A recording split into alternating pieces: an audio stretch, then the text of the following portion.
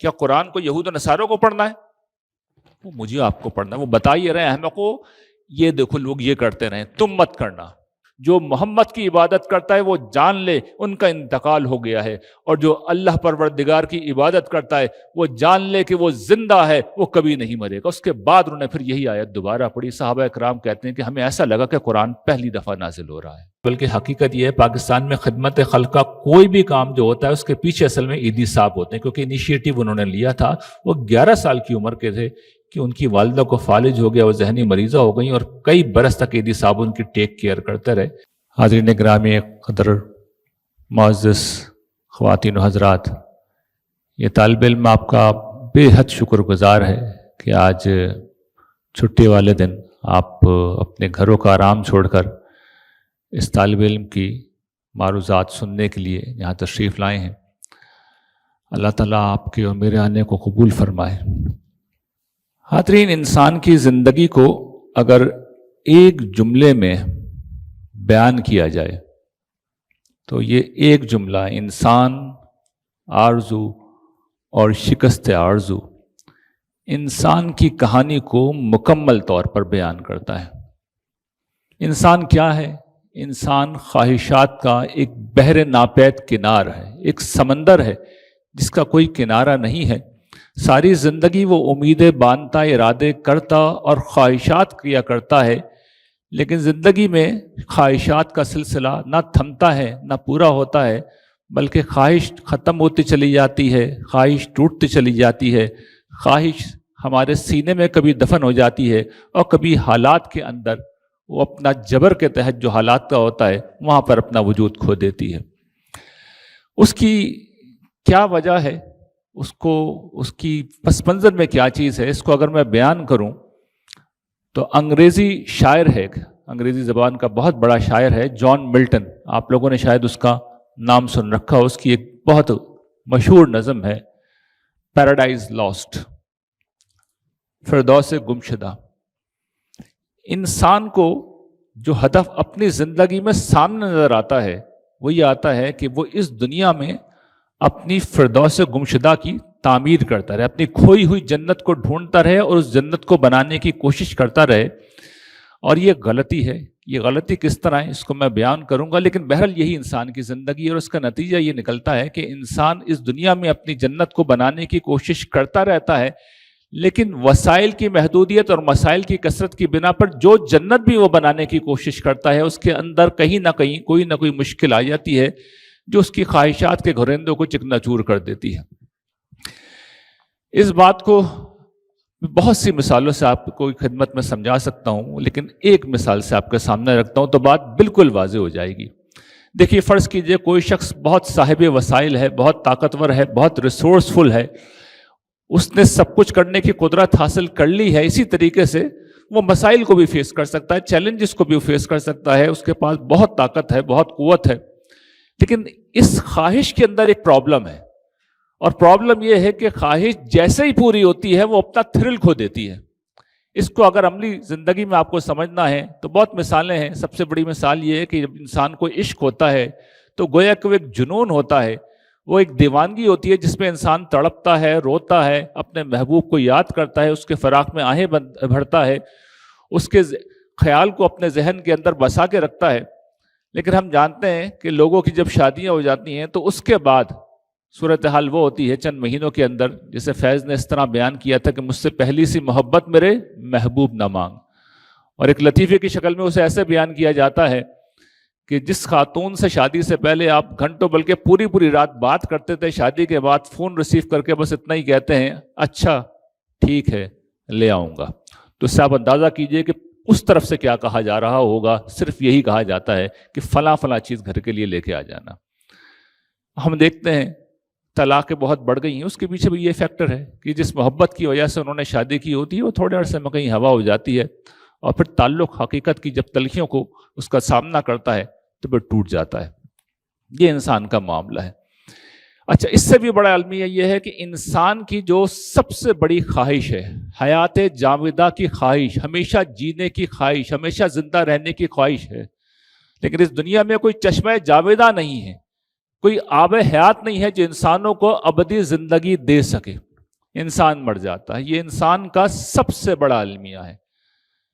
اس سے بھی بڑا المیہ یہ ہے کہ اکثر انسان پوری انسانی تاریخ کے اندر بچپن میں مرتے رہے ہیں. اس سے بھی بڑا المیہ یہ ہے کہ جوانی میں مرتے رہے ہیں. اور پھر اس سے بھی بڑا المیہ یہ ہے کہ جب وہ بالکل میچورٹی کی آخری حد کے اوپر پہنچتے ہیں, یعنی یہ ادھیڑ عمر میں, اس وقت مر جاتے ہیں. بہت کم لوگ ہوتے ہیں جو وہ زندگی پوری کریں جس کو طبعی عمر کہتے ہیں, جس میں انسان آرگن فیلئر کے بعد, بوڑھا ہونے کے بعد, اعضاء و قوا کے ناکارہ ہونے کے بعد اس دنیا سے رخصت ہوتا ہے. اس کو اگر سمجھنا ہے تو ایک مثال سے خود ہمارے نبی کی زندگی میں آپ دیکھ سکتے ہیں, اس لیے کہ وہاں تو آپ سب کو معلوم ہے کیا ہوا تھا. حضور کے 3 صاحبزادے تھے, تینوں کے تینوں جو تھے بچپن میں انتقال کر گئے تھے. حضور کی 4 بیٹیاں تھیں اور 4 کی 4 جوانی میں انتقال کر گئی تھی. خود حضور کا انتقال مڈل ایج میں ہوا تھا, جب حضور مکمل طور پر فنکشنل تھے. حضور کے بال سفید بھی ابھی نہیں ہوئے تھے.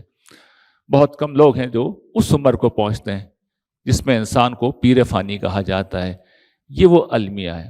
اس سے بھی بڑا المیہ یہ ہے کہ یہ موت جب اپنا راج قائم کرتی ہے تو پھر افراد تک نہیں آتی, بلکہ جب وبا کی شکل میں پھیلتی ہے تو سینکڑوں نہیں, ہزاروں نہیں, لاکھوں نہیں, کروڑوں لوگوں کو مارتی رہی ہے. ہم جانتے ہیں کہ پلیگ جب مڈل ایجز کے اندر پھیلی تو اس کے نتیجے میں بر اعظم یورپ کی 2/3 پاپولیشن کو اس نے صاف کر دیا. 8 کروڑ میں سے 5 کروڑ لوگ مارے گئے. یہی معاملہ اسمال پاکس کا ہوا, یہی معاملہ انفلوئنزا کا ہوا, یہی معاملہ اور دیگر بیماریوں کا ہوا. ابھی ہم نے اپنے سامنے کووڈ کو دیکھا کہ اس سے بھی کوئی کم لوگ نہیں مرے تھے, گرچہ کافی اس پہ اللہ نے ہماری بچت کر دی, بڑا ہم پہ احسان کر دیا. یہ صورتحال پوری انسانی تاریخ میں رہی ہے, یہاں تک کہ 19ویں صدی میں فرانس میں ایک سائنسدان پیدا ہوا جس کا نام لوئی پاسچر تھا. یہ وہ شخص تھا جس نے جرم تھیوری کو پیش کیا اور یہ بتایا کہ یہ جو اموات اس طرح ہوتی ہیں, بے وقت اموات ہوتی ہیں, بڑی تعداد میں لوگ مرتے ہیں, تو اس موت کی وجہ جس طرح سمجھا جاتا تھا, کوئی خراب ہوا, کوئی جسمانی خلل, کوئی جادو ٹونا, یہ نہیں ہے, بلکہ جرمز ہیں, بیکٹیریا ہیں, وائرسز ہیں جو جسم میں داخل ہوتے ہیں, انسان کو بیمار کرتے ہیں اور انسان کو مار ڈالتے ہیں. اس کے بعد پھر اس نے خود بھی ویکسینیشن ایجاد کی, دوسرے سائنسدانوں کو بھی راستہ ملا, اور پھر حفظان صحت کے جو ہائیجین کے اصول تھے وہ ترتیب پائے. اس کے نتیجے میں وہ آبادی جو اس وقت 1 ارب تھی, اس وقت ہم جانتے ہیں کہ انسانی آبادی 8 ارب ہو گئی ہے پچھلے 50 سال میں. یعنی میرے اپنے لائف اسپین کے اندر 4 ارب سے 8 ارب یعنی دگنی آبادی ہو گئی. ہمارے ملک کی آبادی اس عرصے کے اندر 4 گنا بڑھ گئی ہے, 7 کروڑ سے اب ہم جانتے ہیں کہ تقریباً 26 کروڑ کے لگ بھگ ہماری آبادی بڑھ چکی ہے. تو اب انسان آگے بڑھ رہا ہے, پیدر پہ فتوحات حاصل کر رہا ہے, اور مزید اس کی فتح یہ ہے کہ اب یہ جو نیوٹریشن سائنس کے اندر ترقی ہوئی ہے, اس کے نتیجے میں انسانوں نے اپنی زندگی کو کم سے کم ترقی یافتہ ممالک کے اندر 80-85 برس تک پہنچا دیا. اور اس کے بعد انسانوں کی جو آخری جنگ ہے جو وہ لڑ رہے ہیں وہ موت کے خلاف ہے, بڑھاپے کے خلاف ہے. اور ہم یہ جانتے ہیں کہ روس کے صدر کے متعلق معلوم ہے کہ ان کا اسٹیٹ بیک پروگرام ہے, یعنی گورنمنٹ نے وہ پروگرام شروع کیا ہے جو $26 بلین کا ہے, جس میں کوشش یہ کی جا رہی ہے کہ صدر کو ابدی زندگی دی جائے. اس کے علاوہ بھی حکومتیں ہیں, ادارے ہیں, بلینرز افراد جو ہیں جن کے پاس دولت بے پناہ ہوتی ہے, millions of billion of dollar انہوں نے انویسٹ کر رکھے ہیں. سعودی حکومت نے ایک پروگرام شروع کر رکھا ہے $1 ارب کی مالیت کا, جس میں موت کو ختم کرنے کی کوشش کی جا رہی ہے, یعنی بڑھاپے کو بیماری سمجھ کے اس کا علاج کرنے کی کوشش کی جا رہی ہے. اس میں جو سب سے بڑی ریسنٹ ڈیولپمنٹ ہوئی ہے وہ پچھلے مہینے ہوئی ہے. پچھلے مہینے جون 2026 کے اندر بوسٹن کے اندر لائف بائیو سائنسز نامی ایک ادارہ ہے جس میں ایک رضاکار کو, ایک والنٹیئر کو جین تھراپی دی گئی ہے, اور اس کے نتیجے میں یہ جو گلوکوما میں آپٹک نرو ڈیمیج ہوتی ہے, انسان پرماننٹلی بلائنڈ ہو جاتا ہے, تو اس کو ریوائیو کیا جائے گا. اور یہ بات واضح رہے کہ جانوروں میں یعنی بندروں میں, چوہوں میں یہ تجربہ کامیاب ہو چکا ہے, اور بڑی امید ہے کہ یہاں بھی کامیاب ہوگا. اور پھر اس کے بعد یہ بڑا آپٹمزم ہے سائنسی حلقوں میں کہ اگلے 30-40 سال کے اندر اندر موت کا خاتمہ کر دیا جائے گا. لیکن سوال یہ ہے کہ کیا موت ایسے ہی آتی ہے؟ یہ سائنسی تحقیق ہے جو ہمیں بتاتی ہے کہ اس دنیا میں, اس کرۂ ارض کے اوپر تقریباً 5 دفعہ, بلکہ حتمی طور پہ 5 دفعہ قطعی ثبوت ہیں, جسے دی بگ 5 کہا جاتا ہے, کہ زندگی کا مکمل طور پر خاتمہ ہو چکا ہے. مکمل سے مراد ہے آلموسٹ ٹوٹل انائہیلیشن, یعنی کم و بیش زندگی ختم ہو چکی ہے. 5 دفعہ یہ واقعہ ہو چکا ہے, اور آخری دفعہ جب یہ واقعہ ہوا تھا تو ہم جانتے ہیں کہ ڈائناسور اس کے نتیجے میں ختم ہوئے تھے جب ایک ایسٹرائٹ، جب ایک بہت بڑی چٹان خلا سے آئی، گویا کہ ماؤنٹ ایوریسٹ جتنی بڑی وہ چٹان تھی، اس نے زمین کو ہٹ کیا اور اس کے نتیجے میں زبردست قسم کی تباہی آئی۔ قیامت صغریٰ کا ایک منظر تھا جو پیدا ہوا، بڑی بڑی طوفان، لہریں، زلزلے، اور اس کے نتیجے میں زندگی کی جو شکلیں اس وقت موجود تھی ان کی میجورٹی، ان کی اکثریت جو ہے وہ ختم ہو گئی۔ سائنسدانوں کو یقین ہے، وہ کہتے ہیں کہ یہ اف کا مسئلہ نہیں ہے، یہ وین کا مسئلہ ہے، یعنی یہ ہوگا یا نہیں ہوگا، یہ بحث نہیں ہے، یہ تو ہوگا، سوال یہ کب ہوگا، یہ دوبارہ ہوگا، ہو کر رہے گا، یہ ہو کر رہے گا، اور دنیا اسی طریقے سے تباہ ہو جائے گی۔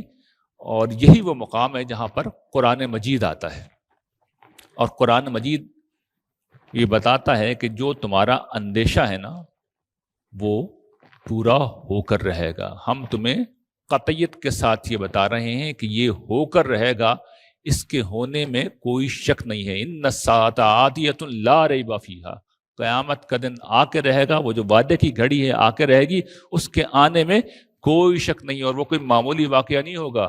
یا ایھا الناس اتقوا ربکم ان زلزلۃ الساعۃ شیء عظیم، لوگوں ڈرو اپنے اس پروردگار سے، اپنے پروردگار سے ڈرو، اس لیے کہ قیامت کا زلزلہ بہت بڑی چیز ہے۔ اذا زلزلت الارض زلزالھا واخرجت الارض اثقالھا، جب زمین پوری شدت کے ساتھ ہلا دی جائے گی اور اپنے سارے بوجھ وہ باہر نکال کے پھینکے گی۔ القاریۃ ما القاریہ وما ادراک ما القاریہ یوم یکون الناس کالفراش المبثوث وتکون الجبال کالعہن المنفوش، کھڑکھڑانے والی، جس طریقے سے رات کے وقت انسان سو رہا ہو اور کوئی دروازے کو آ کر کنڈی کو کھڑکھڑانے لگے، وہ اس طرح کے زمین کو کھڑکھڑائے گی۔ کیا معلوم تمہیں کہ وہ کھڑکھڑانے والی کیا ہے؟ اس روز پہاڑ اس طرح ہوں گے جس طرح رنگین روئی کے گالے، دھن کی ہوئی روئی کے گالے ہوا میں اڑتے ہیں، اس طرح ہوا میں اڑ رہے ہوں گے، اور انسان بکھرے ہوئے پتنگ کی طرح بھاگ رہے ہوں گے، دوڑ رہے ہوں گے۔ یہ بے کسی بے بسی کا واقعہ ہوگا۔ اذا وقعت الواقعہ لیس لوقعتها کاذبہ خافضۃ رافعہ اذا رجت الارض رجا وبست الجبال بسا فکانت ہباء منبثا، جب وہ ہونے والی ہو جائے گی، اس کے ہونے میں کوئی شک نہیں، کوئی جھوٹ نہیں، وہ پست اور بلند کر دے گی۔ اس دنیا میں جو لوگ پست ہیں ان کو اوپر لے جائے گی، جو بڑے بڑے بادشاہ سلاطین ان کو پست کر دے گی۔ زمین اس روز ہلا دی جائے گی، پے در پے زلزلوں سے ہلا دی جائے گی، پہاڑ ریزہ ریزہ کر دیے جائیں گے، گویا کہ تم سمجھو گے کہ وہ پراگندہ منتشر غبار ہے۔ یہ وہ صورتحال ہے جسے قرآن متوجہ کرتا ہے، بتاتا ہے، بلکہ نبیوں کا آمد کا، ان کی آمد کا، ان کے دنیا میں جتنا کچھ بھی پیغام پہنچانے کا بنیادی مقصد یہ جو لفظ انذار ہے، اس کا لفظی مطلب یہ ہے کہ اس حادثے سے خبردار کر دیا جائے کہ لوگوں یہ ہو کے رہے گا۔ یہ قرآن کا خصوصی موضوع ہے، قرآن کی صورت ایسی پیغام کو لے کے نازل ہوئی ہیں۔ حضور کی دعوت کا نقطہ آغاز یہی ہے، یہی اصل پیغام ہے، یہی اصل میسج اسے لے کے آئے ہیں۔ لیکن اس کے ساتھ ایک دوسرا میسج بھی وہ دیتے ہیں۔ یہ تو ذرا نیگیٹو بات ہے، مایوسی کی بات ہے، وہ پازیٹو بات بھی بتاتے ہیں کہ لوگوں وہ جو تمہاری خواہشوں کا سراب ہے جو اس دنیا میں پورا نہیں ہوتا، وہ ہم نے پیدا کیا۔ یہ دنیا کیا ہے؟ ندا فاضلی نے سے ایک شاعر نے اس طرح بیان کیا، دنیا جسے کہتے ہیں جادو کا کھلونا ہے، مل جائے تو مٹی ہے، کھو جائے تو سونا ہے۔ تو تمہاری دنیا تو یہ ہے، خدا کی دنیا ایسی نہیں ہے، وہاں تو دار السلام ہے، دار الحیوان ہے، وہ تو سلامتی کا گھر ہے، دار الخلود ہے، وہ ابدی گھر ہے، وہ ہمیشہ جینے کا گھر ہے۔ وہاں پر رسول اللہ صلی اللہ علیہ وسلم نے بیان کیا ہے کہ جو سب سے کم ترین انسان ہوگا، سب سے نچلے درجے کے اوپر شخص ہوگا، اس کو اللہ تعالیٰ اس دنیا میں جو کچھ بھی ہے، اولین کے پاس، آخرین کے پاس، مردوں کے پاس، عورتوں کے پاس، بادشاہوں کے پاس، عوام کے پاس، جس کے پاس جو کچھ بھی ہے، اس کو سب کو ملا لو، اس کو 10 سے ضرب دے دو، 10 گنا زیادہ وہ بدلہ ہے جو کم سے کم انسان کو دیا جائے گا، جو کم سے کم جنتی کو دیا جائے گا۔ اور جو بڑے سے بڑا انسان ہے، بڑے سے بڑا آدمی ہوگا، اس کے مقام کا کیا کہنا، اس کے مرتبے کا کیا کہنا، اس لیے کہ وہ جنت تو وہ ہے جس کی وسعت آسمان و زمین کے برابر ہے۔ وَسَارِعُوا إِلَىٰ مَغْفِرَةٍ مِّن رَّبِّكُمْ وَجَنَّةٍ عَرْضُهَا السَّمَاوَاتُ وَالْأَرْضُ، لوگوں دوڑو اپنے رب کی بخشش اور اس جنت کی طرف جس کی وسعت زمین و آسمان کے برابر ہے۔ تو یہ جو آپ کو آسمان کے اوپر ستارے نظر آتے ہیں، سیارے نظر آتے ہیں، 2 ٹریلین گلیکسیز ابھی تک دریافت ہو چکی ہیں، جو کہ بہت محدود حصہ اس کائنات کو، اور اللہ تعالیٰ بتاتے ہیں اس جیسی 7 اور ہیں، یہ اصل میں آپ لوگوں کے لیے بنا رہے ہیں۔ آپ کی جائیدادیں، آپ کے گھر بنا رہے ہیں، اہل جنت کے لیے بنا رہے ہیں۔ جس کا جتنا بلند درجہ ہوگا اس کا ریوارڈ، اس کا اجر، اس کا مقام اتنا ہی زیادہ ہوگا۔ پھر اللہ تعالیٰ کہتے ہیں لوگوں جو اس دنیا کے لیے ایک دوسرے کے ساتھ کمپٹیشن کرتے ہو، ایک دوسرے سے آگے بڑھنے کی کوشش کرتے ہو، کمپٹیشن کرنا ہے تو اس کے لیے کرو، وَفِي ذَلِكَ فَلْيَتَنَافَسِ الْمُتَنَافِسُونَ۔ مقابلہ کرنے والوں، کمپٹیشن کرنے والوں، اگر کمپٹیشن کرنا ہے، اگر مقابلہ کرنا ہے تو اس میں کرو، اس میں آگے نکلنے کی کوشش کرو۔ یہ قرآن مجید کا پیغام ہے۔ اور پھر وہ یہ کہتا ہے کہ اسی کو اپنی زندگی کا ہدف بناؤ، منزل بناؤ، مقصد بناؤ، نصب العین بناؤ، اس کے لیے جیو، اس کے لیے جد و جہد کرو۔ یہ ہے تمہاری زندگی کا ہدف جو ہم نے تمہارے سامنے رکھا ہے۔ لیکن انسان ہر دور میں اس دعوت کو مکمل طور پر رد کرتے آئے۔ یہ کبھی نہیں چلی دنیا میں، دعوت کبھی نہیں چلی۔ اور جن لوگوں نے اسے قبول کیا، انہوں نے ہمیشہ اس منزل تک پہنچنے کے لیے رستے غلط اختیار کیے، ہمیشہ غلط رستے انہوں نے اختیار کیے۔ قرآن مجید ان غلط رستوں کی بھی نشاندہی کرتا ہے۔ اگر آپ کو یہاں آنا تھا تو ضروری تھا کہ آپ رستہ بھی ٹھیک لیتے۔ اگر رستہ ٹھیک نہیں لیں گے، آپ کتنے بھی سنسیئر کیوں نہیں ہے کہ میں نے یہاں پہ آ کے پروگرام سننا ہے، آپ کبھی پہنچ سکتے ہیں یہاں؟ کبھی نہیں پہنچ سکتے۔ رستہ بھی ٹھیک ہونا چاہیے۔ قرآن مجید بتاتا ہے، دیکھو آپ کبھی غور کیجئے، قرآن مجید کی ابتدائی جو 5-6 صورتیں ہیں جو آلموسٹ 1/4 آف قرآن ہیں، اس میں اللہ تعالیٰ نے مسلسل یہود و نصارہ کا ذکر کیا ہے۔ کیا قرآن کو یہود و نصاروں کو پڑھنا ہے؟ وہ مجھے آپ کو پڑھنا ہے۔ وہ بتا ہی رہے ہیں ہمیں کو، یہ دیکھو لوگ یہ کرتے رہے، تم مت کرنا۔ وہ شفاعت کی امید پر زندہ رہے ہیں کہ حضرت عیسیٰ پہ ایمان لے آئیں گے، بخشا دیے جائیں گے۔ ان کا خیال یہ تھا کہ ہم یہودی پیدا ہو گئے جنت میں جائیں گے، ہم نصارہ پیدا ہو گئے جنت میں جائیں گے۔ نحن ابناء اللہ و احباؤہ، ہم اللہ کے بیٹوں کی طرح ہیں، اس کے چہیتے ہیں۔ ان کا خیال یہ تھا کہ کچھ اپنی مرضی سے ظاہری اعمال اختیار کر لیے ہم نے نجات پا جائیں گے۔ قرآن مجید ان میں سے ایک ایک چیز کو اٹھا کے پھینکتا ہے، رد کرتا ہے، تنقید کرتا ہے، تردید کرتا ہے، مسلمانوں سے کہتا ہے کہ یہ نہ تمہاری خواہشات سے کچھ ہوگا، نہ ان کی خواہشات سے کچھ ہوگا۔ لیس بامانیکم ولا امانی اہل الکتاب، نہ تمہاری خواہشوں سے کچھ ہوگا، نہ ان کی خواہشوں سے کچھ ہوگا۔ کیونکہ قرآن نے تبصرہ اس پہ کیا ہے کہ سب ان کی خواہشیں، تلک امانی، اور پھر مسلمانوں سے مخاطب ہو کے کہا ہے نہ تمہاری خواہشوں سے کچھ ہونے کا ہے، نہ ان کی خواہشوں سے کچھ ہونے کا۔ جس نے ہمارے معیار کو پورا کیا وہ جنت میں جائے گا۔ تو قرآن مجید ایک ایک غلط راستے کی نشاندہی کرتا ہے اور اس کے بعد صحیح راستے کو بھی بتاتا ہے جو صراط مستقیم ہے۔ اور صراط مستقیم کیا ہے؟ خدا کی بندگی کا راستہ۔ اس سب کو اگر آپ کو ڈھونڈنا ہے تو کہیں جانے کی ضرورت نہیں ہے۔ وہ ایک سورت جو آپ میں سے ہر شخص کو زبانی یاد ہے، اس میں یہ ساری باتیں موجود ہیں۔ قرآن مجید کی پہلی سورت جو قرآن مجید کا پریفیس ہے، جو ہر نماز میں ہم پڑھتے ہیں، ہر رکعت کے اندر ہم پڑھتے ہیں، یہ اس کا موضوع ہے۔ الحمدللہ رب العالمین الرحمن الرحیم مالک یوم الدین۔ یہ خدا کا تعارف کرایا جا رہا ہے، کیونکہ صراط مستقیم اصل میں بندگی کا راستہ ہے جو خدا تک لے کے جاتی ہے۔ اور پہلا تعارف خدا سے اس لیے کرایا جاتا ہے کہ انسان رشتوں میں جیتا ہے، نعتوں میں جیتا ہے، تعلقات میں جیتا ہے۔ آپ کبھی دیکھیے، میں اور آپ ساری جدوجہد کس کے لیے کرتے ہیں؟ اپنے بیویوں کے لیے، بچوں کے لیے، یا پیرنٹس کے لیے۔ یہی ہماری زندگی کا ہدف مقصد ہے نا، تو ہم رشتوں میں جیتے ہیں۔ تو قرآن بتاتا ہے صراط مستقیم کا پہلا قدم خدا سے اپنے رشتے کو دریافت کرنا ہے۔ خدا بس نظر نہیں آتا، لیکن سب سے بڑا رشتہ اس کا ہے۔ وہ خالق ہے، وہ مالک ہے، وہ پالنہار ہے، وہ سب کچھ دیتا ہے۔ تمہاری سانسیں اگر چل رہی ہیں، تمہارا دل اگر دھڑک رہا ہے، تمہاری رگوں میں اگر خون دوڑ رہا ہے، تم کھاتے ہو، پیتے ہو، بولتے ہو، چلتے ہو، سوتے ہو، جاگتے ہو، ایک ایک چیز تمہارے خالق کی مہربانی ہے جو تمہارا پالنہار ہے، تمہیں پال رہا ہے، تمہارا مالک ہے، رب العالمین ہے، اور اس کا کوئی کام نہیں پڑا ہوا تم سے۔ وہ اپنی ذات میں رحمان و رحیم ہے، اس لیے یہ کر رہا ہے۔ اور ایک روز تمہیں اس کے پاس لوٹ کے جانا ہے جب وہ تمہارے اعمال کا تمہیں بدلہ دے گا۔ مالک یوم الدین ہے، اس وقت وہ ظاہر ہو جائے گا، ابھی تو نظر نہیں آ رہا، اس وقت وہ معاملات مکمل طور پر اپنے ہاتھ میں لے لے گا۔ اس لیے وہاں پہ مالک کہا گیا ہے، شروع میں رب کہا گیا ہے۔ اور پھر یہ بتایا ہے کہ تمہیں کیا کرنا ہے، بندگی کا راستہ لینا ہے تو کیا کہو؟ ایاک نعبد و ایاک نستعین، پروردگار ہم تیری ہی عبادت کرتے ہیں اور اس راستے پہ چلنے کے لیے تجھ سے ہی مدد مانگتے ہیں۔ اور پھر مزید اہدنا الصراط المستقیم، یہ ہمارا عزم ہے، تیری بندگی پہ چلنا ہے، لیکن مالک اس کی بڑی گھاٹیاں ہیں۔ تو اس رستے پہ سیدھا ہمیں چلائیے. اہدنا الصراط المستقیم صراط الذین انعمت علیہم غیر المغضوب علیہم ولا الضالین. یہ غیر المغضوب علیہم ولا الضالین کیا ہے؟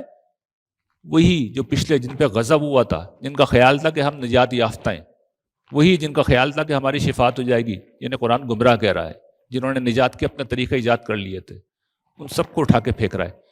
انعمت علیہم، جن پہ تیرا انعام ہوا، جو حضور ہیں، جو انبیاء اکرام ہیں، جو صدیقین ہیں، جو صالحین ہیں. اور حضور کا طریقہ کیا تھا؟ قل اننی ہدانی ربی الی صراط مستقیم دینا قیما ملت ابراہیم حنیفا وما کان من المشرکین قل ان صلاتی و نسکی و محیای و مماتی للہ رب العالمین لا شریک لہ وبذالک امرت وانا اول المسلمین. اے نبی ان سے کہیے کہ میرے رب نے مجھے سیدھی راہ کی ہدایت دے دی ہے. اور سیدھی راہ کیا ہے؟ میرا جینا، میرا مرنا، میری نماز، میری قربانی اللہ رب العالمین کے لیے. یہ سیدھی راہ ہے. اسی صورت میں سورہ انعام میں چند آیتوں پہلے بتایا ہے، ایمان و اخلاق کی پوری دعوت کو بیان کر کے بتایا ہے. ھذا صراطی مستقیمہ فاتبعوہ، یہ ہے میرا سیدھا راستہ، اس کی پیروی کرنا.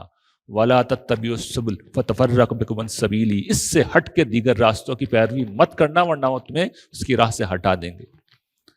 قرآن اتنا دو ٹوک ہے اپنی بات بیان کرنے میں، اتنی کلیئرٹی ہے. صراط مستقیم کیا ہے، اس کا نتیجہ کیا ہے، یہ قرآن کا اصل موضوع ہے. خدا کی بندگی ہے، جہاں جہاں اس کا حکم آ رہا ہے اس کی اطاعت کرنا ہے. اور اگر اس کا میں خلاصہ کروں تو وہ کیا ہے؟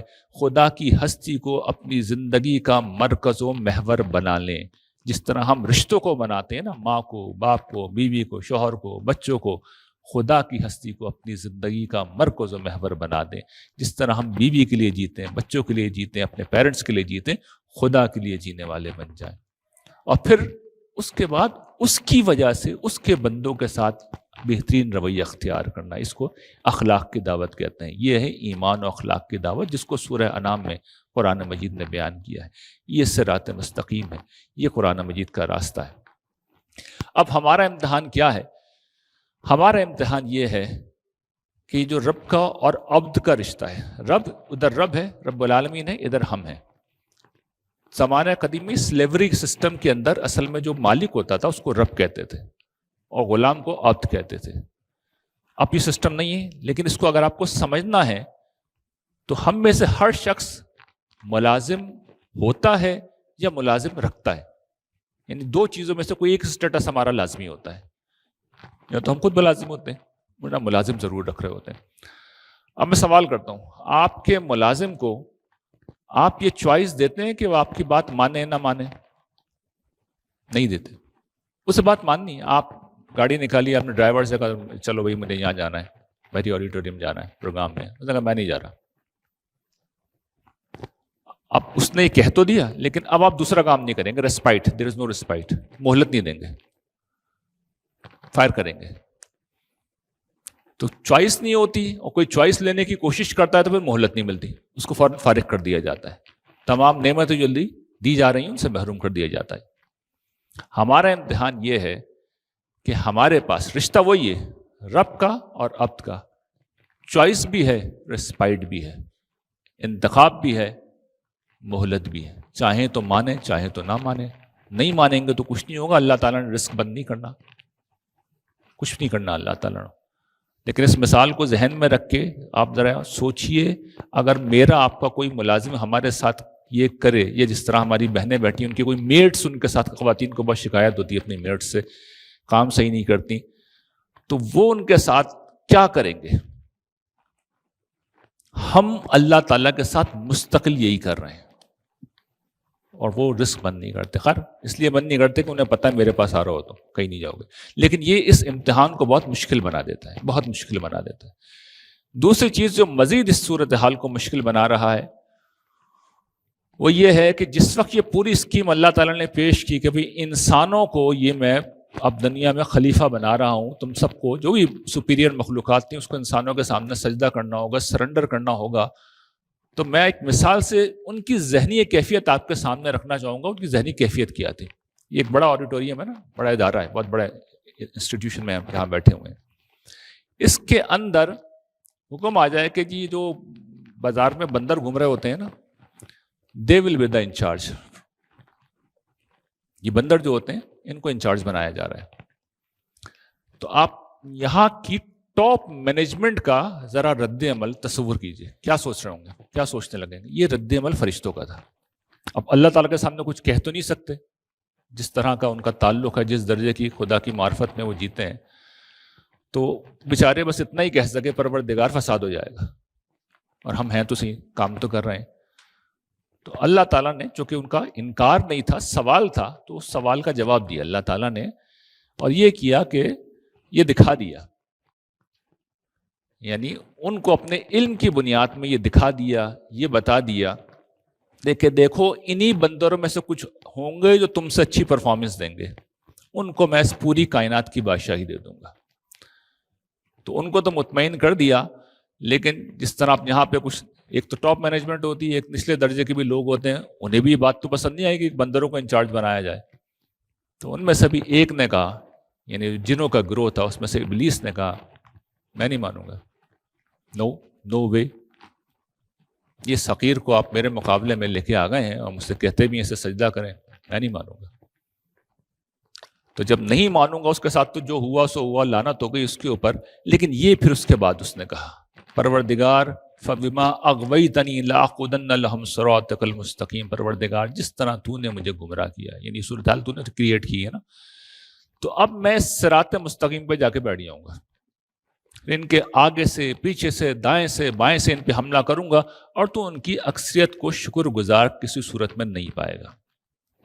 دوسری جگہ قرآن نے واضح کیا, اس نے یہ بات اللہ تعالیٰ کی عزت کی قسم کھا کے کہی تھی, فَبِعِزَّتِكَ لَأُغْوِيَنَّهُمْ أَجْمَعِينَ, پروردگار تیری عزت اور جلال کی قسم, ان سب کو گمراہ کر کے رہوں گا. تو آپ تصور کیجئے کسی ادارے میں, کسی گھر میں, کسی خاندان میں کوئی پرماننٹ دشمن آ جائے جو اللہ کی قسم کھا کے کہے کہ میں نے چھوڑنا نہیں ہے, تو کتنی ہاسٹائل صورتحال کریٹ ہو جائے گی. یہ مستقل طور پہ ہمارے لیے آل آؤٹ اعلان جنگ شیطان کی طرف سے, اور ہم بے خبر سوتے رہتے ہیں. تو یہ دو مشکلات ہیں اسراء کی, یہی ہمارا امتحان ہے کہ اللہ تعالیٰ نظر نہیں آتے, انہیں پکڑنا بھی نہیں ہے, نعمتیں بھی نہیں روکنی, انتخاب دے رکھا ہے, چاہو تو نیکی کرو, چاہو تو بدی کرو. دوسری طرف شیطان ہے جو بیٹھا ہوا ہے کہ میں نے ادھر چلنے نہیں دینا, اور اس کی زندگی کا یہ ہدف ہے, یہ مشن ہے کہ اسے ہمیں اس راہ سے ہٹانا ہے. اس کے برعکس ہمارا مشن یہ ہے اور ہونا چاہیے کہ ہمیں اس راہ پہ جمے رہنا ہے, ڈٹے رہنا ہے, ہلنا نہیں ہے یہاں سے. اس جمے رہنے کو, اس ڈٹے رہنے کو عربی زبان میں صبر کہتے ہیں. یہی صبر کا مفہوم ہے کہ زندگی کے ہر سرد و گرم کے اندر جو بھی صورتحال ہو, ہم نے ہمت نہیں ہارنی, ہم نے حوصلہ نہیں ہارنا, ہم نے نیگیٹو نہیں ہونا, ہم نے پریشان نہیں ہونا, ڈسہارٹ نہیں ہونا ہم نے, اور صحیح بات پر, جس چیز کو صحیح کہتے ہیں اس کے اوپر ہم جمے رہیں. یہی صبر ہے جو سلامتی کا راستہ ہے, اور جو زندگی کی ہر طرح کی صورتحال کو, اس میں جو جس قسم کی بھی آگ جل رہی ہو, ایسے ہی ٹھنڈا کرتا ہے جس طرح نمرود کی آگ کو اللہ تعالیٰ نے یہ کہہ کے ٹھنڈا کیا تھا, قلنا یا نارو کونی بردوں و سلاما علی ابراہیم, اے آگ ابراہیم کے اوپر ٹھنڈی ہو جا سلامتی بن کے. دو طرح کی آگ ہے جس سے مجھے اور آپ کو اس دنیا میں گزرنا ہوتا ہے. پہلی آگ وہ ہے جو جس کا بھی ذکر ہوا کہ صراط مستقیم پر ابلیس بیٹھا ہوا ہے, اس کے لشکر بیٹھے ہوئے ہیں, اور وہ حسد کی آگ میں جل رہے ہیں. ویسے بھی وہ آگ سے ہی پیدا ہوئے ہیں, اور ہمارے لیے وہ آتش جہنم کو بھڑکا رہے ہیں اس راستے سے ہمیں ہٹا کر. اور ہر قدم پر ایسا لگتا ہے کہ گویا ایک آگ کا دریا ہے اور ڈوب کے جانا ہے. لیکن صبر کا راستہ انسان اختیار کر لے اور یہ فیصلہ کر لے کہ اس نے ہمیشہ صراط مستقیم پر رہنا ہے, تو نتیجہ یہ نکلے گا کہ یہ آگ جو بظاہر آگ لگ رہی ہوگی, جیسے اس کے اندر ہم جائیں گے تو اللہ تعالیٰ اسے ٹھنڈا کر دیں گے. کیسے کریں گے وہ بھی آگے میں بیان کر دوں گا.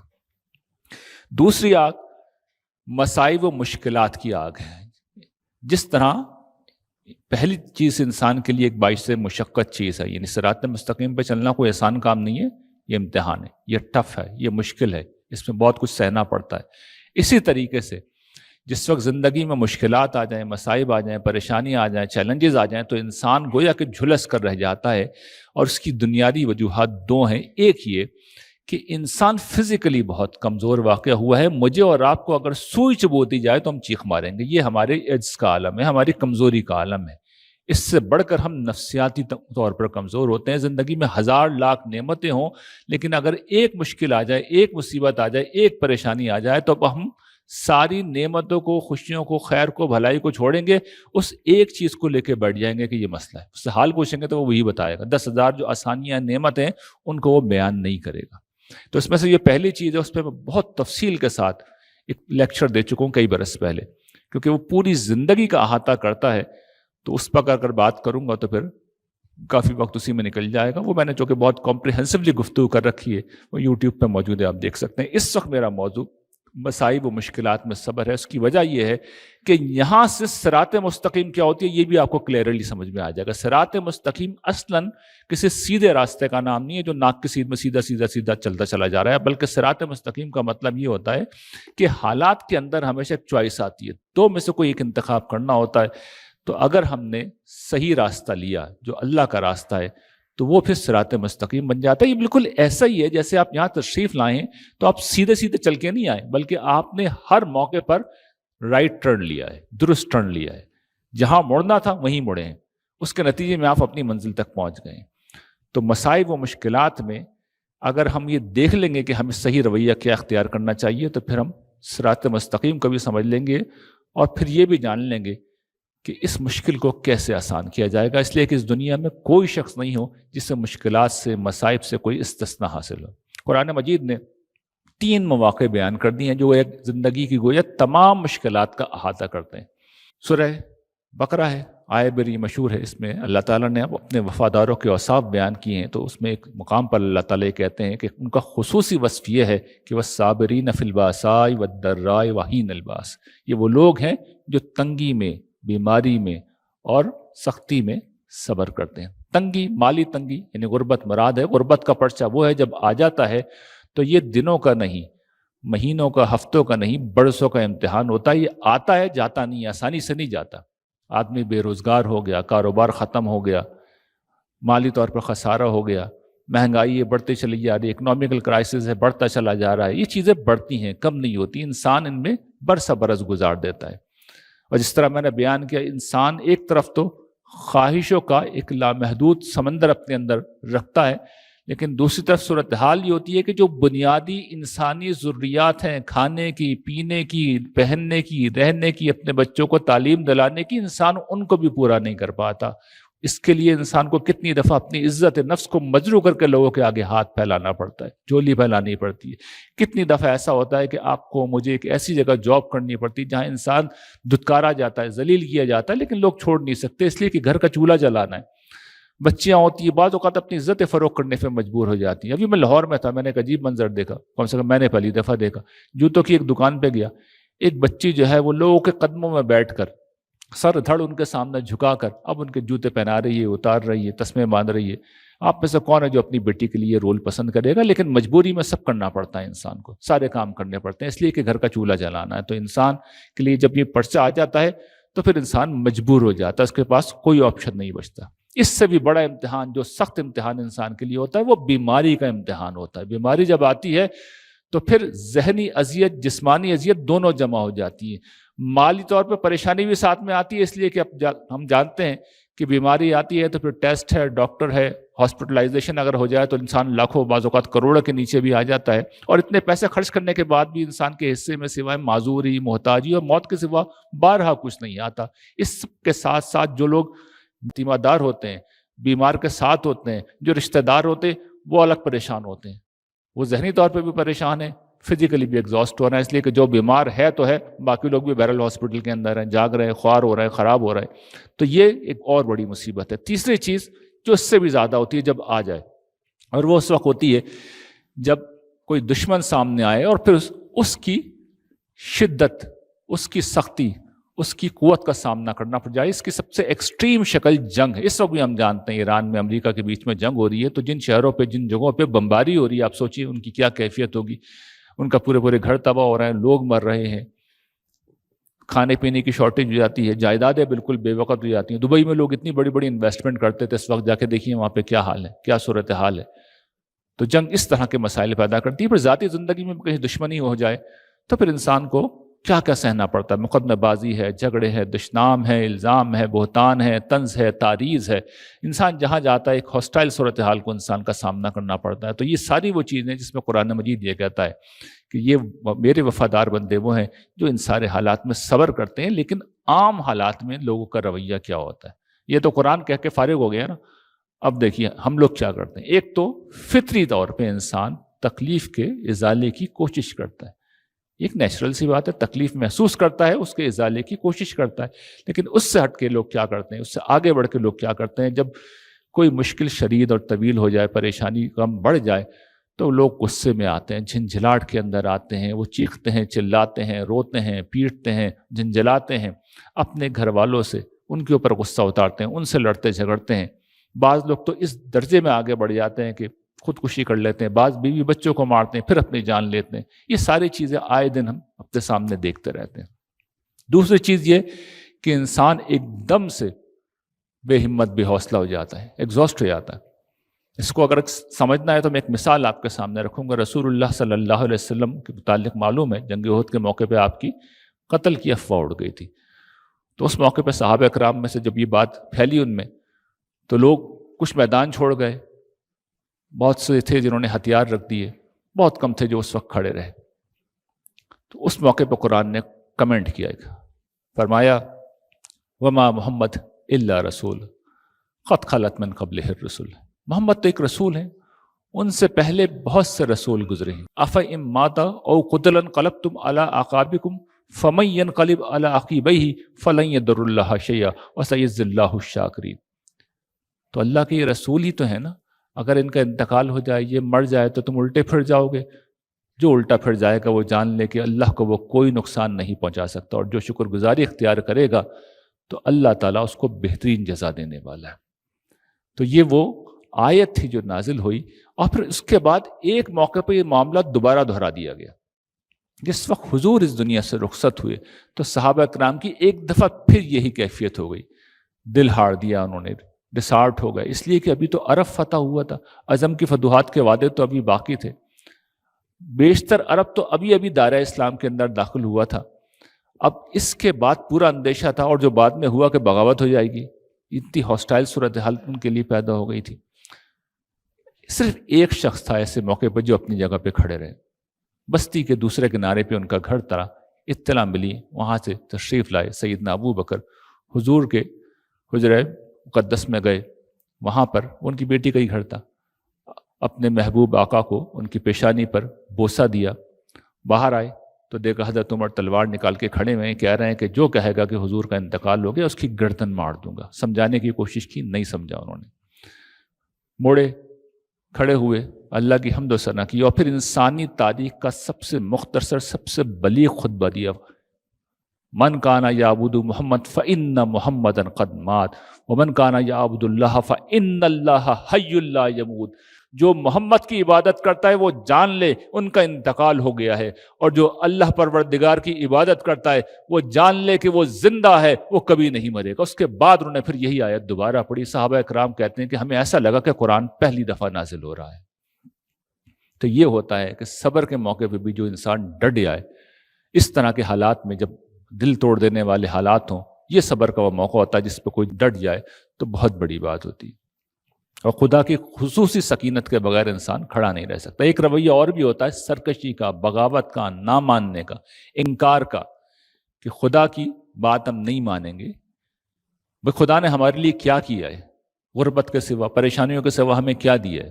ہم نہیں مانتے خدا کو۔ آپ ملحدوں کو نکالنے، ان کی ہسٹری نکالنے، ان کے حالات نکالنے، پتہ یہ چلے گا ہر ملحد کے پیچھے اس کے اپنے دکھ ہیں، غم ہیں، پریشانیاں ہیں، یا دوسروں کے مسائل دیکھ کے اس کو پریشانی لاحق ہو گئی ہے۔ کیلیفورنیا کے جنگلات میں آگ لگی، ایک ہرن اس میں تڑپ تڑپ کے جھلس جھلس کے مر گیا، تو بتاؤ خدا کہاں ہے؟ وہ بچانے کیوں نہیں آیا؟ اب خدا آئے، بچانے کے لیے آئے تاکہ تم خدا پہ مان لو۔ خدا ایسے آئے گا؟ ہم نہیں مانتے خدا کو، نہ مانو۔ لوگ شرک کرتے ہیں، غیر اللہ کے پاس چلے جاتے ہیں، وہ سارے توہم پرستی کے جو معاملات ہیں ان کو اختیار کر لیتے ہیں۔ یہ بھی لوگوں کا رویہ ہوتا ہے۔ ایک رویہ وہ بے حسی کا، غفلت کا۔ وہ روایت تو سندن ضعیف ہے لیکن بات بالکل ٹھیک ہے۔ اس اونٹ کی طرح مثال ہے اس منافق کی جس پہ مصیبت آئی تو اسے پتہ ہی نہیں چلا مصیبت کیوں آئی، اور مصیبت گئی تو کیوں گئی، یعنی اونٹ کو جب باندھا جاتا ہے، کیوں باندھا گیا، کیوں کھولا گیا، کچھ پتہ ہی نہیں چلتا۔ زندگی میں سرد و گرم آتے ہیں جی، پچھلوں پہ بھی آئے تھے، گردش زمانہ ہے، حالات کا پھیر ہے، حالات بدلتے رہتے ہیں، کچھ سبق ہی نہیں سیکھا، کوئی اصلاح ہی نہیں کی، لیکن اس سب میں سبق ہیں، اس میں مطلوب رویے ہیں، وہ ہمیں اختیار کرنے ہیں۔ اب یہاں دیکھیے کیا ہو رہا ہے، ایک دوراہا کریٹ ہو رہا ہے، ایک مشکل آ گئی ہے، ایک تکلیف آ گئی ہے، ایک پریشانی آ گئی ہے، دوراہا ہے جو پیدا ہو رہا ہے۔ ایک طرف یہ راستہ ہے، دوسری طرف قرآن مجید کا راستہ ہے، لیکن قرآن مجید کا راستہ کون اختیار کرے گا؟ وہ اختیار کرے گا جو پہلے خدا کے منصوبے کو مان چکا ہے، اسے رب العالمین جان چکا ہے، اسے مالک یوم الدین مان چکا ہے، وہ اختیار کرے گا۔ اگر اس کا یہ یقین ہے کہ خدا حق ہے، قیامت حق ہے، قرآن حق ہے، نبی حق ہے، محمد حق ہے صلی اللہ علیہ وسلم، جنت حق ہے، جہنم حق ہے، اگر یہ ایمان ہے تو پھر انسان خدا کا بتایا ہوا راستہ اختیار کرے گا۔ وہ راستہ کیا ہے؟ قرآن مجید نے بیان کیا سورہ بقرہ کے اندر، یا ایھا الذین آمنوا استعینوا بالصبر والصلاۃ ان اللہ مع الصابرین، ایمان والو نماز سے اور صبر سے مدد چاہو، اللہ صبر کرنے والوں کے ساتھ ہے۔ دیکھیے یہ بات اس کو سمجھ لیے، اگر آپ مشکل میں ہوں، آپ کو کوئی پریشانی لاحق ہو، اور آپ کو مثال کے طور پر ایک عملی مثال لیتے ہیں، پولیس سے آپ کا کوئی معاملہ پڑ جائے اور آئی جی براہ راست آپ کا ماموں، آپ کا چچا ہو، آپ کا کزن ہو، آپ کا بھائی ہو، آپ کا باپ ہو، آپ کے اعتماد کی کیا کیفیت ہوگی؟ اس لیے کہ وہ آپ کے ساتھ کھڑا ہوا ہوگا۔ اللہ تعالیٰ کہہ رہے ہیں میں تمہارے ساتھ آ کے کھڑا ہو جاتا ہوں، آسمان و زمین کا مالک کہہ رہے ہیں میں تمہارے ساتھ آ کے کھڑا ہو گیا ہوں۔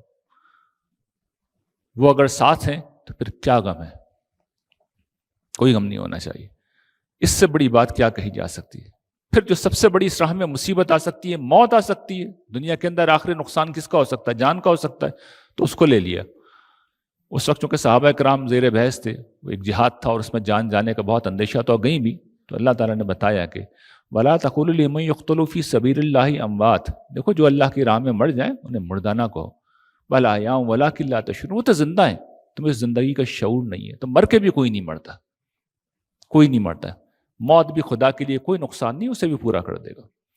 اور پھر منصوبہ الہی تو دیگر مقامات پر اس طرح بیان ہوا ہے کہ نبلوکم بالشر والخیر فتنہ والینا ترجعون، ہم زندگی میں اچھے برے حالات سے تمہیں آزما رہے ہیں اور پھر تمہیں ہمارے پاس ہی لوٹ کے آنا ہے۔ وَلَنَبْلُوَنَّكُمْ بِشَيْءٍ مِّنَ الْخَوْفِ وَالْجُوعِ وَنَقْصٍ مِّنَ الْأَمْوَالِ وَالْأَنفُسِ وَالثَّمَرَاتِ وَبَشِّرِ الصَّابِرِينَ الَّذِينَ إِذَا أَصَابَتْهُمْ مُصِيبَةٌ قَالُوا اِنَّا لِلَّهِ وَإِنَّا إِلَيْهِ رَاجِعُونَ، دیکھو ہم تمہیں آزمائیں گے کسی قدر خوف سے، بھوک سے، جان مال پھلوں کے نقصان سے، تو خوشخبری سنا دیے نبی صبر کرنے والوں کو، جن پہ کوئی مصیبت آتی ہے تو وہ کہتے ہیں ہم اللہ ہی کے ہیں اور اسی کی طرف لوٹ کے جائیں گے۔ یہ کیا ہے؟ ہمارا زاویہ نظر کہ میں اپنے مالک کی ملک ہوں، یہ گلاس میری ملک ہے، میں ادھر رکھوں ادھر رکھوں میری مرضی، میں جس طرح یہ گلاس میری ملکیت ہے اسی طریقے سے ہم خدا کی ملکیت ہے، اس نے کچھ لے لیا، کچھ دے دیا، کچھ چھین لیا، یہ اس کی مرضی ہے، اس کے فیصلے، میرے پاس ہے کہ آپ کے پاس ہے کہ یہ جسم، یہ وجود، یہ بھی اسی کا دیا ہوا ہے، یہ روح، یہ بھی اسی نے پھونکی ہے، کیا ہے ہمارے پاس؟ اولاد، وہ بھی اس نے دی ہوئی ہے، مال وہ بھی اس نے دے رکھا ہے، ہر چیز اس کی دی ہوئی ہے، اسی کی عطا ہے، اسی کی بخشش ہے، اسی کی مہربانی ہے، اور یہ کوئی گھاٹے کا سودا ہے نہیں، اسی کی طرف جا رہے ہیں، وہ بڑا چڑھا کے دیکھو آگے آ جائے گا کس طرح ریوارڈ دیتا ہے، کیسے اجر دیتا ہے، کیسے بدلہ دیتا ہے۔ ایک پریکٹیکل بات ہے کہ کیا صورتحال میں غم کی، دکھ کی صورتحال میں رونا بھی ممنوع ہے، غم بھی ممنوع ہے؟ نہیں، یہ ممنوع نہیں ہے، رو سکتے ہیں۔ حضور کے جب صاحبزادے کا انتقال ہوا تو حضور کی آنکھوں سے آنسو بہنے لگے، صحابہ نے پوچھا یا رسول اللہ یہ کیا؟ آپ نے کہا دل کو تکلیف ہوئی ہے اس لیے آنکھیں بہہ رہی ہیں، لیکن اگر یہ یقین نہ ہوتا کہ قیامت کا وعدہ حق ہے اور ہمیں ابراہیم سے ملنا ہے تو پھر ہم غم کرتے جیسا کہ غم کیا جاتا ہے۔ عربوں میں طریقہ تھا، وہ ایک خاص نوحے ہوتے تھے، حضور نے اس طرح کا کوئی معاملہ نہیں کیا، وہ بتا دیے کہ فطری حد تک وہ غم ہم نے کیا ہے اور اس میں کوئی چیز بھی ایسی نہیں جو ممنوع ہو۔ اس کا تعلق اصلاً اس موضوع سے تو نہیں ہے، وہ پچھلی والی چیز ہے کہ پوری زندگی میں، لیکن یہ چونکہ دعوت کا راستہ جب کوئی شخص زندگی میں اختیار کر لیتا ہے یا اس کے آپ معاون بن جاتے ہیں تو ہمیشہ شیاطین سے اب آپ کی براہ راست کنفرنٹریشن شروع ہو جاتی ہے، اس سے پہلے آپ نشانے پہ نہیں ہوتے، یعنی اس سے پہلے تو شیطان کو بھی پتا ہے کہ بھئی یہ اپنے اندر ہی ایک شیطان لیا ہوا ہے وہ کافی ہے، لیکن جس وقت کوئی شخص دعوت کے کام میں شریک ہوتا ہے تو آپ دیکھیے گا ہمیشہ وہ زیادہ مشکلات میں آ جاتا ہے، وہ ہمیشہ چیلنجز کا شکار ہو جاتا ہے. اس کی وجہ یہ کہ شیاطین سے براہ راست شروع ہو جاتی ہے اور وہ ہمیشہ انٹروین کرتے ہیں. جو جتنا زیادہ مخلص کمیٹڈ آگے بڑھ رہا ہوگا اس کے لیے اتنے زیادہ چیلنجز کریٹ ہوتے چلے جائیں گے شروع میں. بعد میں اللہ تعالیٰ تھوڑے عرصے میں انہوں نے وعدہ کر رکھا ہے ان تنصروا اللہ ینصرکم، تم میری مدد کرو گے تو پھر میں تو کروں گا، ویثبت اقدامکم، اور تمہارے قدموں کو جما دوں گا. تو اللہ تعالیٰ کا تو وعدہ ہے، لیکن شروع میں وہ دیکھتے ہیں کہ بندہ ایسے ہی آ گیا یا اس میں کوئی کمٹمنٹ بھی ہے. تو اس عرصے میں ہی حضرت لقمان نے اپنے بیٹے کو نصیحت کی ہے، یا بنی اقم الصلاۃ وامر بالمعروف وانہی عن المنکر واصبر علی ما اصابک ان ذلک من عزم الامور. اے میرے بیٹے، نماز قائم کرو، نیکی کی تلقین کرو، برائی سے منع کرو، اور اس راہ میں جو مشکلات پیش آئیں ان پر صبر کرو. یہ وہ کام ہیں جن کی تاکید کی گئی ہے. تو اس کام میں جو لوگ کھڑے ہوتے ہیں ان کو ہمیشہ تیار رہنا چاہیے. بولتے ہیں کام ہی مشکل کا ہے، شیاطین ٹکنے بھی نہیں دیتے، لیکن کوئی شخص ٹک جائے تو پھر اس کے لیے چیلنجز کریٹ ہوتے ہیں، اور اگر وہ وہاں پہ بھی ٹک جائے تو پھر اللہ تعالیٰ کی خصوصی نصرت ہے جو آنا شروع ہوتی ہے. اچھا، صبر کے ساتھ کچھ کرنے کے کام بھی ہیں، اس کے بغیر صبر ہو ہی نہیں سکتا، پاسبل نہیں ہے. تو یہ کام ذہن میں رکھیے، اس کا حق ادا نہیں ہو سکتا. پہلی چیز یہ، یا ایھا الذین آمنوا استعینوا بالصبر والصلاۃ. وہاں کیا کہا گیا تھا؟ نماز ساتھ ہونی چاہیے. مدد مانگنی ہے، مجھ سے مدد مانگنی ہے، مجھے ساتھ لانا ہے تو میرے پاس آؤ، میرے حضور رو، گڑ گڑاؤ، فریاد کرو. حضور کا بھی طریقہ تھا، جب بھی کوئی اس نوعیت کا چیلنج پیش آتا تھا تو حضور اللہ کی بارگاہ میں حاضر ہو جاتے تھے. اس کو ایک مثال سے یوں سمجھیں کہ میرے آپ کے بچے بہت فرمائشیں ہم سے کرتے ہیں، کچھ ہم پوری کر دیتے ہیں، کچھ نہیں کرتے، لیکن بچہ روتا ہوا ہم سے چمٹ جائے، لپٹ جائے اور پھر کچھ مانگے تو پھر نو کہنا پاسبل نہیں رہتا، پھر انسان نو کہہ نہیں سکتا. جب میرا آپ کا یہ معاملہ ہے کہ ہم اپنی اولاد کو نو نہیں کہہ سکتے، اگر وہ رونے لگے، وہ ہم سے چمٹ جائے، ہم سے لپٹ جائے، تو پھر اللہ تعالیٰ مجھے اور آپ کو نو کیسے کہہ سکتے ہیں؟ وہ کبھی نہیں کہیں گے. وہ پھر ون وے اور انادر مسئلہ سالو کرتے ہیں، کسی نہ کسی طرح وہ مسئلہ سالو کرتے ہیں. وہ کیسے سالو کرتے ہیں ان کا مسئلہ ہے، لیکن وہ پھر کر دیتے ہیں. تو یہ حضور کا طریقہ ہے اور ہمیشہ اس کو اختیار کرنا چاہیے. جتنا روئیں گے، گڑ گڑائیں گے، خدا سے قریب ہوں گے، اتنا ہی زیادہ آپ کو مجھے جواب دیا جائے گا. اگلی چیز جو اس موقع پہ اہتمام کرنا چاہیے اللہ سے معافی مانگنے کا، اس کی وجہ یہ ہے کہ بہت سی جو مصائب ہوتے ہیں وہ ہمارے اپنے گناہوں کی وجہ سے ہوتے ہیں. تو سب سے پہلے تو آدمی کو معافی مانگنا چاہیے. یہ دیکھے بغیر کہ میں کتنا نیک ہوں کتنا نہیں ہوں، معافی مانگنا شروع کر دیں اور ساتھ میں احتساب بھی کریں، کیونکہ یہ جو آدھے نیک لوگ ہوتے ہیں نا وہ بہت پٹتے ہیں. یعنی آدمی سنسیئر ہے، بڑے بڑے کام بھی کر رہا ہے، لیکن بڑے بڑے بلنڈرز بھی ہو رہے ہیں. تو اللہ تعالیٰ کو پتا ہے میرے پاس آئے گا، یعنی وہ جانتے ہیں میرے پاس آئے گا تو جوتے پڑیں گے اسے، تو وہ اس دنیا میں جھاڑتے ہیں. تو اس دنیا کی اگر اس پٹائی سے بچنا ہے تو اس میں بھی آدمی کو معافی مانگنی چاہیے اور شخصیت کی کمزوریاں دور کرنی چاہیے. اس کے لیے اپنا احتساب کرنا چاہیے. اگلی چیز ایمان کی تجدید ہے. وہ جو انا للہ و انا الیہ راجعون سکھایا گیا ہے، جس کی حدیث میں بھی بڑی فضیلت بیان ہوئی ہے کہ یہ تم پڑھا کرو جب بھی کوئی مصیبت آئے، اور ساتھ میں دیگر دعائیں بھی حضور نے تلقین کی ہے، جیسے اللہم اجرنی فی مصیبتی واخلفنی خیر منہ. تو اس میں آپ دیکھیے کیا ہے، ایمان کی تجدید ہے.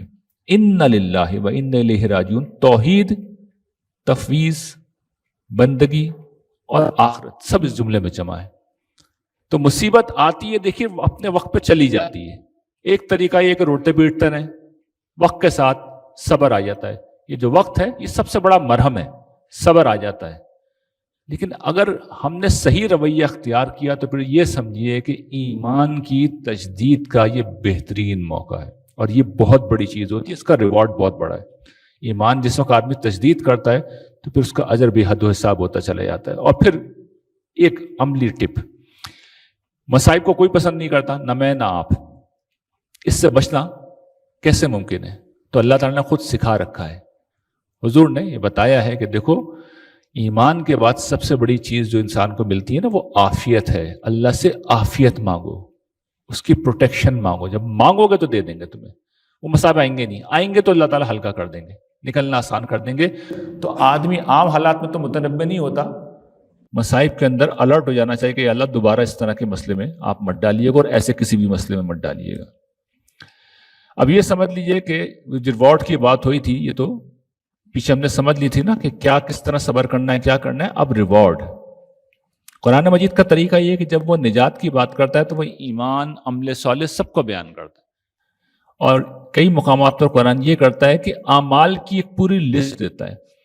لیکن صبر ایسا وصف ہے کہ جنت کا کئی جگہ قرآن نے ذکر کیا ہے اور صرف صبر کو بیان کیا ہے. وَجَزَاهُمْ بِمَا صَبَرُوا جَنَّةٌ وَحَرِيرًا. یہ اتنا بڑا وصف ہے کہ تنہا صبر جنت میں لے جانے کے لیے کافی ہے. تنہا صبر انسان کو جنت میں لے جانے کے لیے کافی ہے. اولئک یجزون الغرفۃ بما صبروا. جنت کے جو محلات ہیں، بالا خانے جو ہیں، یعنی گھر پرانے زمانے میں ہوتے تھے نا، تو یہ جو ٹاپ سٹوری ہوتی تھی محلات میں ہی ہوتی تھی. جنت کے جو محلات ہیں وہ کن لوگوں کے ملیں گے؟ جنہوں نے صبر کیا. پھر ایک اور مقام پر قرآن مجید کہتا ہے کہ انی جزیتہم اليوم بما صبروا انہم هم الفائزون. آخرت کی فوز و فلاح، کامیابی ان کو ملے گی، اللہ تعالیٰ کہتے ہیں، جنہوں نے صبر کیا، ان کے صبر کے بدلے میں انہیں آخرت کی فلاح عطا کروں گا. یہ تو نجات تھی. اب نجات کے ساتھ میں نے عرض کیا تھا شروع میں کہ جنت میں درجات کی کوئی حد ہی نہیں ہے. میں نے کیا عرض کیا تھا؟ کم سے کم جو درجہ ہوگا وہ اس دنیا کے تمام مال و دولت کو ملا لیں، اس سے 10 گنا زیادہ کر دیں، وہ کم سے کم کا ہے. تو اوپر سے اوپر کی تو کوئی حد ہی نہیں ہے. تو جب اس کا بدلہ ملے گا تو اللہ تعالیٰ یہ کہیں گے کہ اب پیمانے ہٹا دو. عام حالات میں کتنا بدلہ ہوتا ہے؟ 10 گنا. ہر نیکی کا 10 ٹائم. زیادہ سے زیادہ کتنا بیان کیا گیا ہے؟ 700 گنا. اس موقع پہ اللہ تعالیٰ کہیں گے صبر کی دفعہ کے پیمانے ہٹا دو، اب بے حد و حساب دوں گا. تو یہ بات اگر ذہن میں رہے گی تو پھر اندازہ ہوگا کہ صبر کرنا آخرت میں کتنی بڑی انویسٹمنٹ ہے. پھر اس معاملے میں یعنی صراط مستقیم میں جو جو چیزیں بھی ہیں وہ سب میں ہمیشہ ایک اصول بیان کرتا ہوں کہ صرف یوں نہیں ہوتا کہ آخرت میں دیتے ہیں، وہ لازماً دنیا میں بھی رسپونڈ کرتے ہیں. دنیا میں بھی بتا دیتے ہیں کہ تم سیدھے رستے پہ ہو. کیسے؟ یعنی آیت نیچے لکھی ہوئی اولئک علیہم صلوات من ربہم ورحمہ واولئک هم المہتدون. یہ دنیا کا ذکر کر رہے ہیں، آخرت کا نہیں کر رہا ہے. ان کے اوپر ان کے رب کی عنایات ہیں، خدا کی رحمتیں ہیں، اور یہی وہ لوگ ہیں جو سیدھے رستے کے اوپر ہیں. تو پہلی چیز جو اس حوالے سے ہوتی ہے، اس بندے کو خیر کے فروغ کا ذریعہ بنا دیتے ہیں.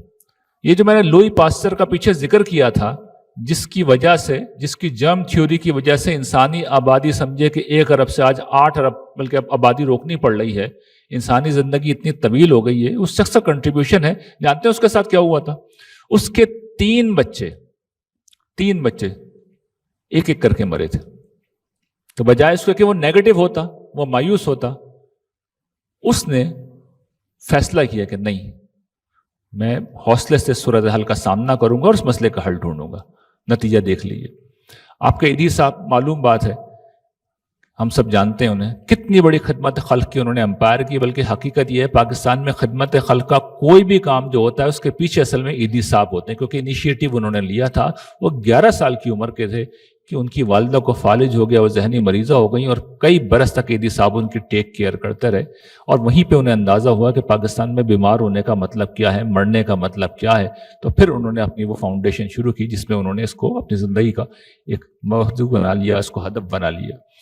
ایک اور چیز جو ہمیں ملتی ہے اسی دنیا میں کہ ہمیشہ ہم روحانی طور پر بلند ہوتے ہیں، اللہ سے قریب ہوتے ہیں. غم ہم ہمیشہ اللہ سے قریب کرتے ہیں. اس کے ساتھ وہ ہمارے ذہنی طور پہ بھی ترقی دیتے ہیں. ذہنی طور پہ کیسے ترقی دیتے ہیں؟ کہ جس طرح اگر ہم جم میں جا کے اپنے مسلز پہ زور ڈالیں گے، ایکسرسائز کریں گے تو ہم اسٹرانگ ہوں گے. مصائب جب بھی آتے ہیں وہ ذہن پر پریشر ڈالتے ہیں، اس کے نتیجے میں ذہن مضبوط ہوتا چلا جاتا ہے. آدمی اگر حوصلہ نہ ہارے تو مضبوط ہوتا چلا جاتا ہے. تو انسان روحانی طور پہ بھی مضبوط ہوتا ہے، ذہنی طور پہ بھی مضبوط ہوتا ہے. اگلا جو اس کے نتیجے میں نتیجہ اس دنیا میں نکلتا ہے کہ نعمتوں کی قدردانی پیدا ہوتی ہے. آپ کو یاد ہوگا جب کووڈ آیا تھا تو اس سے پہلے تو لوگوں کو یہ احساس ہی نہیں تھا کہ سانس کتنی بڑی نعمت ہے. دن میں 23,000 دفعہ ہم سانس لیتے ہیں اور ہمیں احساس تک نہیں ہوتا. لیکن جس وقت کووڈ آیا اور کووڈ کی کسی مریض کو آپ نے اگر دیکھا تو آپ سمجھ سکتے ہیں کہ جس طرح وہ ہانپ ہانپ کے بات کرتا تھا، اس کا سانس ہی نہیں آتا تھا. اور کسی کو اگر ہوا ہے آپ میں سے تو وہ سمجھ سکتا ہے کہ اس وقت اسے پہلی دفعہ ریئلائز ہوگا کہ سانس لینا کتنی بڑی نعمت ہے. تو نعمتوں کی قدردانی پیدا ہوتی ہے اور نتیجہ پھر یہ نکلتا ہے کہ نعمتیں بڑھنا شروع ہو جاتی ہیں. نعمت میں شکر گزاری کا نتیجہ ہمیشہ یہ ہوتا ہے کہ نعمتیں اللہ تعالیٰ بڑھاتے ہیں. اگلی چیز، اس مصیبت کو تربیت کا ذریعہ بنا دیتے ہیں. دیکھیے اس دنیا میں نہ کسی نے جنت دیکھی ہے نہ جہنم دیکھی ہے، لیکن جتنے بھی مصائب ہوتے ہیں نا وہ جہنم کا ایک بھرپور تعارف ہے. دنیا بھر کے سارے مصائب کو اللہ تعالیٰ جمع کر کے جہنم میں پھینک دیں گے اور انسانوں کو بھی پھینک دیں گے. تو جب بھی کوئی مصیبت آتی ہے وہ جہنم کا زندہ تعارف ہوتی ہے. اپنی آنکھوں سے جہنم دیکھ لو، مجھ سے پناہ مانگو، یہاں نہیں جانا پروردگار ہے، کیونکہ وہاں تو مستقل ہو جائے گی. اور اس کے ساتھ ساتھ وہ اللہ کی عنایت کا بھی ذریعہ ہوتی ہے. صبر ایوب کے معاملے میں تو ہم جانتے ہیں کہ کیا کیا مصائب ان کے اوپر آئے. پہلے مال مویشی گیا، پھر اولاد گئی، آخر میں خود پورے جسم کے اوپر بیمار ہو گئے، پھوڑے پھنسیاں نکلی آئیں. ہر بات پہ وہ یہی کہتے تھے رب نے دیا، رب نے لیا، رب کا نام مبارک ہو. صبر کیا تو نتیجہ یہ نکلا کہ اللہ تعالیٰ نے ان کو کئی گنا بڑھا چڑھا کے ساری چیزیں واپس کر دی. تو صبر کرنے والوں کو اس دنیا میں بھی بہت نوازتے ہیں. پھر رہنمائی بھی کرتے ہیں. دیکھیے رہنمائی کس طرح کرتے ہیں. دنیا میں جب بھی ہمارے اوپر کوئی مسئلہ آتا ہے تو اس پہ بیسک پرابلم یہ ہوتی ہے کہ ہم پرابلم سے ایموشنز کو الگ نہیں کر پاتے. صبر آ کے یہی کام کرتا ہے، ایموشنز کو ایک کونے میں رکھ دیتا. بیٹی ہے کسی کے، اس کے گھر میں جھگڑا ہو گیا، اب ہم بھی غصے میں آ گئے تو نتیجہ کیا نکلے گا؟ مسئلہ ہم بہتر حل نہیں کر سکیں گے، اس لیے کہ ہم ایموشنز میں آ گئے. لیکن ایموشنز اگر کونے میں رکھ لیں تو مسئلہ بہتر انداز میں حل کر لیں گے. اس کو میں عرض کر رہا ہوں کہ ایموشنز کو کیسے کونے میں کیا جاتا ہے؟ صبر کے ذریعے سے. اور عزت افزائی کیسے ہوتی ہے؟ جو آدمی صبر کرتا ہے لوگ ہمیشہ اس کو ایک مقام دیتے ہیں کہ حوصلے مند انسان ہے، کس نے کتنی مشکل صورتحال کو کتنے حوصلے کے ساتھ فیس کیا ہے. اس دنیا میں یہ سب کچھ انسان کو صبر کے نتیجے میں ملتا ہے. اور پھر صبر کا نفسیاتی اثر، آپ کی ذات پہ اس کا سب سے زیادہ اثر ہوگا. اس دور میں high blood pressure, sugar, heart, ان سب امراض کے پیچھے کیا ہیں؟ سٹریسز ہیں جو سوسائٹی میں پھیلے ہوئے ہیں. تو جو صبر کرتا ہے وہ بڑی حد تک ان چیزوں سے بچ جاتا ہے. اور پھر اس کے نتیجے میں اب ہمیں جو جدید تحقیقات ہیں وہ بتاتی ہیں کہ کورٹیزول ہے وہ ہمیشہ نیچے آتا ہے. یہ انتہائی خطرناک چیز ہے جو اگر مستقل رہے، بعض حالات میں تو ضروری ہوتی ہے لیکن مستقل ہو جائے تو زہر، یہ کم ہو جاتا ہے. سیروٹونن کیا ہے؟ ہمارے ذہن کا پیس بڑھاتا ہے. ڈوپامائن کیا ہے؟ موٹیویشن دیتا ہے. اور گابا، یہ سب بڑھ رہے ہیں، کام کرتا ہے ذہن کو. یہ سب چیزیں بڑھتی ہیں. اس کے اوپر اسٹیبلش قسم کی تحقیقات ہیں. آخری بات، مجھے اور آپ کو اس نشست سے لے کے کیا جانا ہے؟ دیکھیے یہ بات سمجھ لیجئے کہ یہ جو اللہ تعالیٰ کی ہدایت ہوتی ہے یہ اس کی بہت بڑی عنایت ہوتی ہے. تو آج کی یہ مجلس بھی اصل میں یہ محض ایک درس نہیں ہے، ایک تدریس نہیں ہے، یہ لیکچر نہیں ہے. میری اور آپ کی خوش نصیبی ہے کہ ہمارے مالک کا پیغام ہمیں سمجھنے کا موقع ملا ہے، جو اصل پیغام ہے، جو ریلیونٹ ہے. اس کے سوا مذہب کے نام پر کی گئی ہر ایکٹیویٹی اصلاً ارریلیونٹ ہوتی ہے. قیامت کے دن اس کی کوئی وقت نہیں ہوگی. یا اللہ تعالیٰ پکڑ لیں گے، پرسش کریں گے کہ مذہب کے نام پہ تم کر کیا رہے تھے. یا تو بدعتیں ہوتی ہیں، ان پہ پکڑیں گے، اور اگر کوئی اس نان ایشو ہے وہ ریلیونٹ ہوتا ہے، اس کو کوئی فائدہ نہیں ہوگا. یہ وہ کام ہے جو اصل میں ریلیونٹ ہے. سارا اجر اس کے اوپر ہے، سارا ریوارڈ ہے. میں نے ریوارڈ نہیں بتا دیا کیا ہے. تو اس کی اہمیت کو سمجھنا چاہیے کہ یہ جو صراط مستقیم ہے، اس میں جو چیز جب بھی زیر بحث آتی ہے، جیسے آج صبر زیر بحث آیا، یہ کوئی معمولی بات نہیں. یہ زندگی کو بدل دینے والی چیز ہے. آپ کر کے دیکھیے، اس کے غیر معمولی نتائج آپ اپنی زندگیوں میں نکلتے ہوئے دیکھیں گے. اس لیے کہ اس میں سارے وعدے اللہ تعالیٰ نے جو کر رکھے ہیں وہ خود کیے ہیں. آخرت کے تو آخرت میں ہی دیکھیں گے، لیکن دنیا کے وعدے آپ اپنے سامنے نکلتے ہوئے دیکھیں گے. خدا کی مائیت کا تجربہ بھی کریں گے، اس کی رحمتوں کا، اس کی عنایت کا بھی، اور اس کی طرف سے آنے والی ہدایت کا بھی، عزت کا بھی، اس وقت کا بھی جو آپ کو ملتی ہے، اس آسانی کا، اور اس نعمت کا بھی جو اس کے بعد ملتی ہے، اس تربیت کا جو اس کے نتیجے میں ہوتی ہے. یہ سارے نتائج اسی دنیا میں نکلیں گے. شرط یہ ہے کہ ان چیزوں کو حضر جاں بنایا جائے، زندگی بنایا جائے. وآخر دعوانا ان الحمدللہ رب العالمین.